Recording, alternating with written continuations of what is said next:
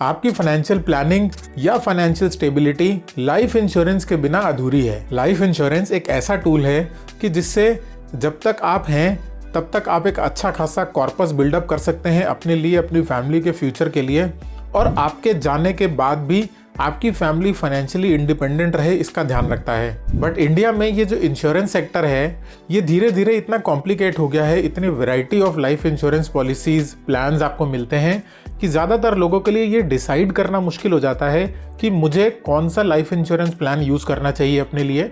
तो इस वीडियो में मैं आपको बताऊंगा कि इंडिया में कितने तरह का इंश्योरेंस प्लान्स अवेलेबल हैं और आपके लिए कौन सा चूज़ करना अच्छा रहेगा।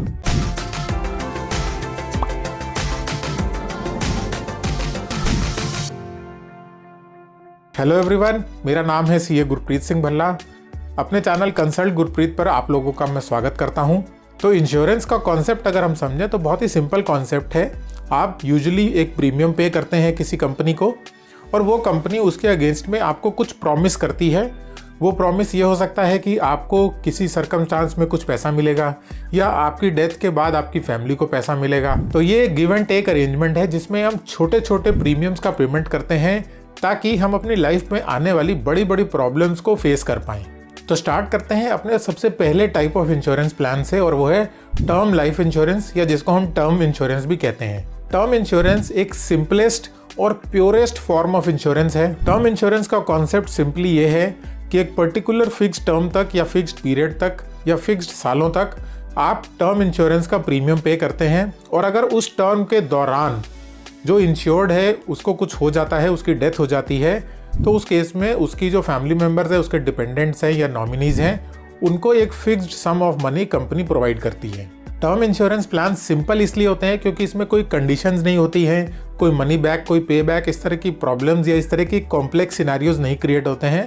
सिंपल है, जैसे आप अपनी कार का इंश्योरेंस कराते हैं तो कार का इंश्योरेंस का प्रीमियम आप पे करते हैं। अगर कार का एक्सीडेंट होता है, अगर आप क्लेम लेते हैं तो आपको क्लेम का पैसा मिलेगा, और अगर सपोज कार का कोई एक्सीडेंट नहीं होता तो आप साल दर साल कार का इंश्योरेंस प्रीमियम पे करते रहते हैं, बट उसके बदले में आपको कुछ मिलता नहीं है। ये सबसे अफोर्डेबल ऑप्शन है इंश्योरेंस का, मतलब इसके प्रीमियम्स बहुत लो होते हैं। और लाइफ कवर की बात करें तो लाइफ कवर आपको इसमें अच्छा खासा मिल जाता है। इन शॉर्ट ये कह सकते हैं कि टर्म इंश्योरेंस जो है वो बाकी इंश्योरेंस पॉलिसीज या प्लान्स के मुकाबले सबसे चीपेस्ट इंश्योरेंस है। हालांकि मैंने आपको बताया कि टर्म इंश्योरेंस में आपको डेथ के केस में तो पैसा मिलता है फैमिली को, लेकिन अदरवाइज आपको कोई पैसा नहीं मिलता। लेकिन रिसेंटली कुछ कंपनीज ने इस तरह के प्लान्स भी स्टार्ट करती हैं जिसमें आपने जो प्रीमियम पे किया है, अगर आपकी डेथ नहीं होती है टर्म के दौरान, तो आपको वो प्रीमियम वापसी मिल जाता है, जिसको कि कंपनियां नाम दे रही हैं रिटर्न ऑफ प्रीमियम पॉलिसी। दूसरी टाइप ऑफ इंश्योरेंस प्लान जो है वो है होल लाइफ इंश्योरेंस प्लान। तो जैसे कि टर्म प्लान था वो एक पर्टिकुलर फिक्स्ड टर्म के लिए इंश्योरेंस मिलता था, इसमें आपको पूरी लाइफ के लिए आजीवन आपको कवर किया जाएगा। आजीवन कवरेज का मतलब कि जब तक आप जीवित हैं तब तक आपकी लाइफ इंश्योर्ड रहेगी। ऐसा नहीं है कि एक फिक्स्ड टर्म के बाद आपका इंश्योरेंस पॉलिसी लैप्स हो जाएगी। तो जब तक जिंदा हैं तब तक पॉलिसी चलती रहेगी, और इन केस ऑफ डेथ आपके फैमिली मेम्बर्स को, आपके डिपेंडेंट्स को इंश्योरेंस का पैसा मिलेगा।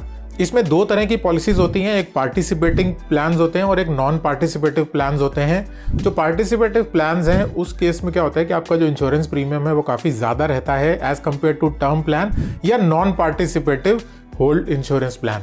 हालांकि जो पार्टिसिपेटिव इंश्योरेंस प्लान्स हैं यहाँ पर, उस केस में आपको कुछ डिविडेंड के रूप में पैसा वापसी भी मिलता है कुछ रेगुलर इंटरवल्स पे, और जो non participative whole life insurance है उस केस में आपको कोई डिविडेंड्स नहीं मिलते हैं, लेकिन प्रीमियम पार्टिसिपेटिव इंश्योरेंस से कम होता है। तो ये तो हो गए पहले दो टाइप्स ऑफ इंश्योरेंस प्लान्स।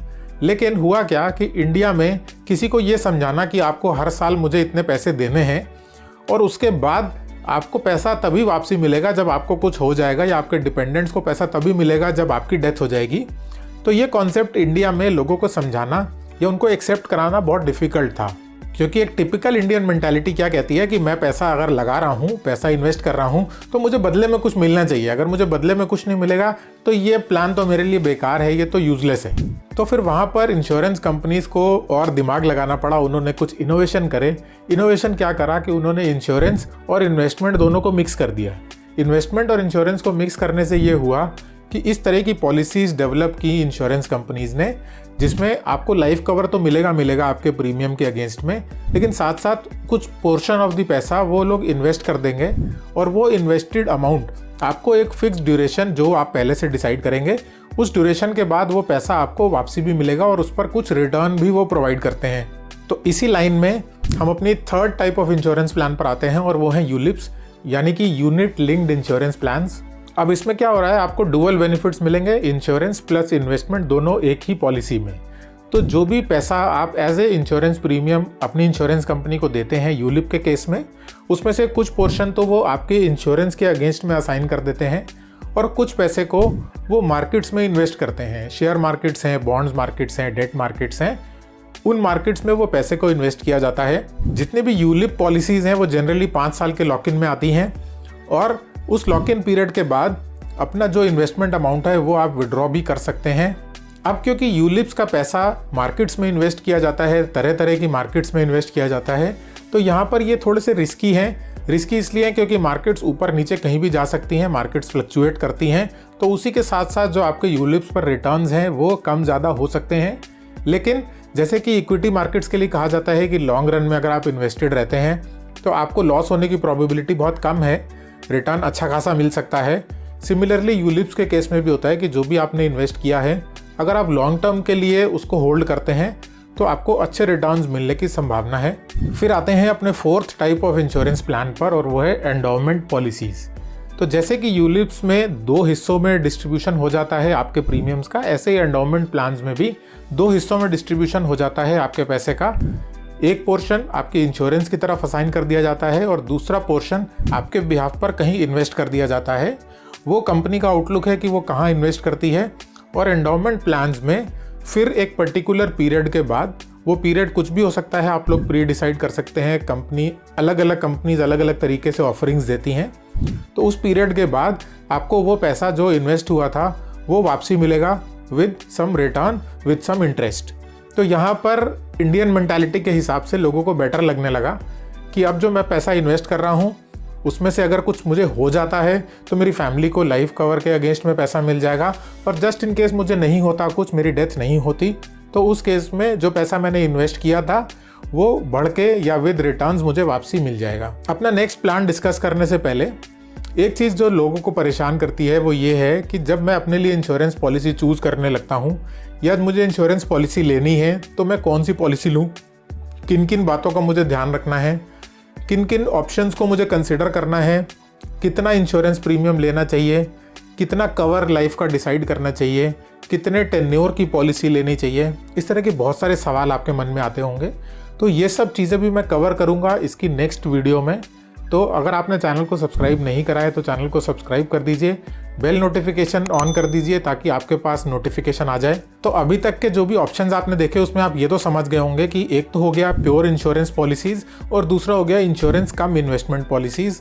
तो इन दोनों में एक बेसिक डिफरेंस यही आता है कि जो प्योर इंश्योरेंस है वो सस्ती है लेकिन उसके बदले में आपको कुछ नहीं मिलेगा, और जो इंश्योरेंस कम इन्वेस्टमेंट पॉलिसीज़ हैं उनका प्रीमियम ज़्यादा होगा। टर्म इंश्योरेंस से बहुत ज़्यादा हो सकता है उनका प्रीमियम, वो बेसिकली डिपेंड करता है कि आपको कितना इन्वेस्टमेंट करना है।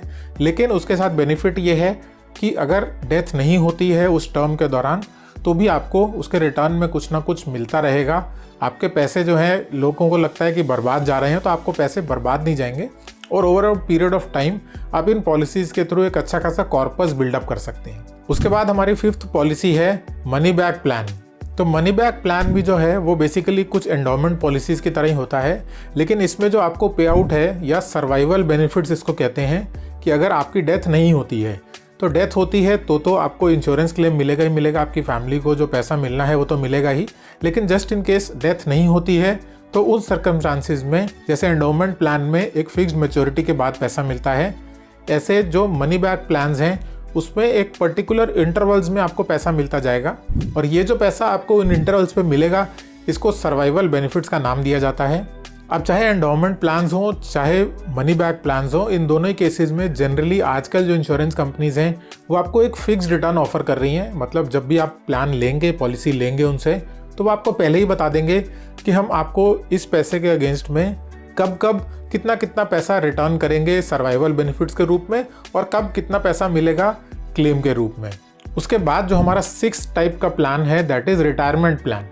तो बहुत सारे प्राइवेट सेक्टर एम्प्लॉयज़ या जो लोग बिजनेस कर रहे हैं उनके साथ क्या होता है कि उनको कोई पेंशन की फैसिलिटी या इस तरह का कोई प्लान उनके पास होता नहीं है। मतलब जब तक आप काम कर रहे हैं, प्राइवेट सेक्टर में हैं या अपना काम कर रहे हैं, बिजनेस कर रहे हैं, तो जब तक आप काम कर रहे हैं तब तक तो आपको इनकम आती रहेगी।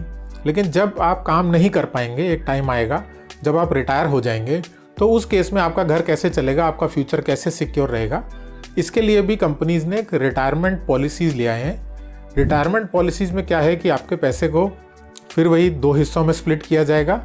पहला तो इंश्योरेंस में हो जाएगा आपका, और दूसरा पार्ट इस तरह से इन्वेस्ट करेगी कंपनीज कि आपकी रिटायरमेंट के टाइम के बाद आपको मंथली पेंशन्स या लमसम पेंशन्स के रूप में पैसा मिलेगा, सो दैट आप उस टाइम पर अपना घर चला पाएँ जब आप एक्चुअली में कमाई करने के काबिल नहीं होंगे।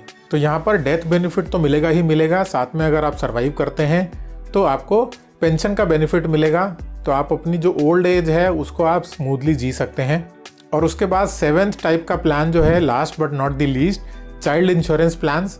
तो अपने बच्चों की फ्यूचर नीड्स को पूरा करने के लिए, उनकी ज़रूरतों को पूरा करने के लिए आप अगर फाइनेंशियल प्लानिंग करना चाहते हैं और साथ ही साथ आप अपनी लाइफ को भी इंश्योर करना चाहते हैं, तो बहुत सारे इस तरह के इंश्योरेंस प्लान्स हैं जो चिल्ड्रन स्पेसिफिक इंश्योरेंस प्लान्स हैं। उसमें होता क्या है कि इंश्योरेंस तो आपका हो गया, और जो इन्वेस्टिंग अमाउंट होगा, जो अमाउंट कंपनी इन्वेस्ट करेगी, उसको इस तरह से इन्वेस्ट किया जाता है कि वो आपके बच्चे की एज के हिसाब से उसको कब कब पैसा मिलना चाहिए उस हिसाब से उसको पैसा मिलेगा, ताकि आप रहें या ना रहें, आपके बच्चे की जो ज़रूरतें हैं, चाहे वो उसकी फैमिली नीड्स हो, चाहे उसकी एजुकेशनल नीड्स हो, मैरिज हो, उन सब के लिए समय समय पर वो पॉलिसीज़ उसको पैसा देती रहेंगी और आपकी फैमिली के, आपके बच्चे की जो नीड्स हैं वो फुलफ़िल होती रहेंगी। अब जो मैंने आपको बताया 2 तरह की पॉलिसीज़, एक हो गई प्योर इंश्योरेंस और दूसरा हो गया mix of insurance and investing. तो अब इन दोनों में से आपको कौन सी चूज़ करनी चाहिए, ये एक बहुत बड़ा क्वेश्चन है। तो सबसे बड़ा क्वेश्चन ये है कि अगर मुझसे पूछा जाए तो मैं क्या करूँगा, तो मेरे यहाँ पर ये सजेशन है कि अगर आप इतने कैपेबल हैं कि आप अपनी इन्वेस्टमेंट्स को खुद मैनेज कर सकते हैं, तो उस केस में आपको कभी भी इंश्योरेंस प्लस इन्वेस्टमेंट वाले प्लान्स नहीं लेने चाहिए। उस केस में मैं आपको सजेस्ट करूंगा कि आप पहले तो एक टर्म इंश्योरेंस या होल लाइफ इंश्योरेंस ले लें।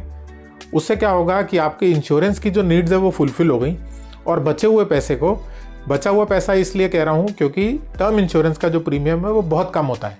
तो उसके हिसाब से जो बचा हुआ पैसा है उसको आप अपने हिसाब से इन्वेस्ट करिए, ताकि आप बेटर रिटर्न्स जनरेट कर पाएँ और अपनी फ्यूचर प्लानिंग, अपनी फाइनेंशियल स्टेबिलिटी की प्लानिंग आप खुद करिए, अगर आप कर सकते हैं तो।